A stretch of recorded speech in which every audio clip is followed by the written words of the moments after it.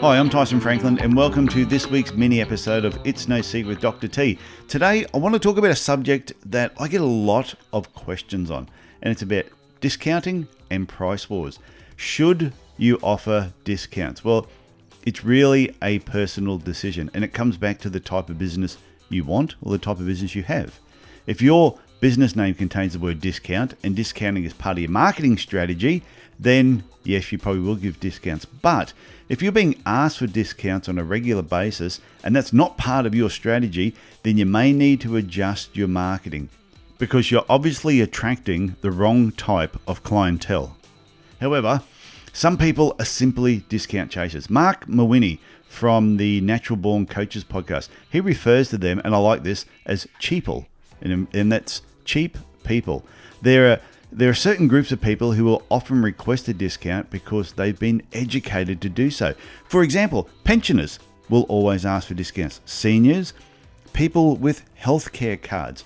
But there's other groups of people that I think everyone overlooks, and I call them the tight ass. Yes, that's what they called, the tight ass. This group can afford your products and services, but they simply don't want to pay full price.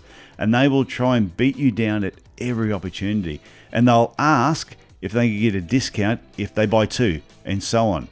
Now, you can fall into that trap, or you can just stick to what your prices are. What they fail to understand is how much discounts actually cost you and cost your business.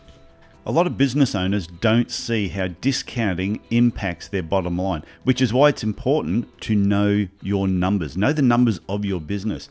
As a generalized example, if a product or a service was $60 and if you had a profit margin of say 30%, your gross profit would be $18 from that transaction. Now, if you gave a client a small discount of say 10%, that's $6, so they only paid $54, this would be a 33% reduction to your gross profit. $18 original profit minus the $6 discount, leaving you a profit of $12.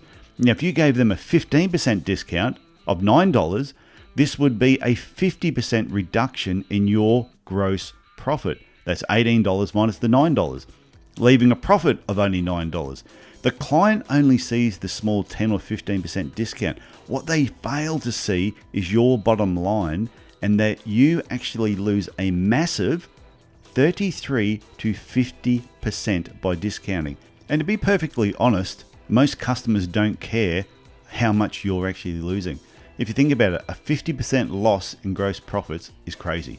And it really equates to you having to do twice the amount of work to make the same profits as another business that does not discount, which is why I think discounting to simply attract new clients is a crazy marketing strategy.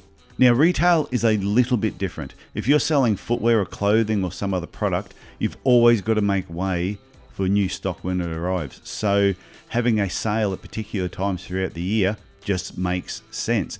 But if you've got sales on continually, and that's all people ever see when they walk past your shop, then you're starting to educate them that you are a discount store. Now, there's a joke that goes around and it sort of goes, how much is a Persian rug? And the answer is, I don't know, because they're always on sale. So don't let your retail store become that way, and don't educate your customers to think that you are a discount store. Now, the next thing I want to talk about is price wars.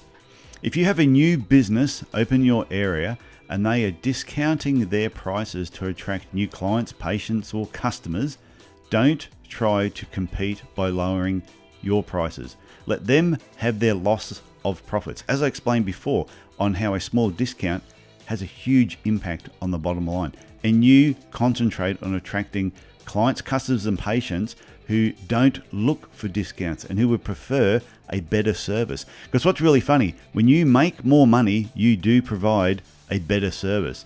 And getting into a price war to attract new clients is one of the craziest marketing strategies I've ever seen. And long term, it also has a detrimental effect on the morale of your team, because they would constantly be working with people who have that discount mentality and who just want the cheapest price. And I always say, getting into a price war with an idiot really just results in two idiots. If you have a business in your area that wants to start a price war, you should relish them because they will be filling their business with what I call the cream of the crap, leaving you with all the high quality clients, patients, and customers. So I hope you take something away from today's episode. And I'm not saying that discounting is bad. I'm just saying, is discounting part of your marketing strategy? If it is, and if it's part of your business, it's part of your brand, it's part of your name, then by all means do it. But if it's not, don't get into discounting just to attract clients. And then also, don't get into price wars, because if you get into a price war, I think everybody loses. Set your prices, be really confident with the price that you set, and feel confident with the service that you give to people. And I think you'll see the benefits long term. Okay, that's it from me. Look after yourself, look after your family, and I will talk to you again next week. Bye for now.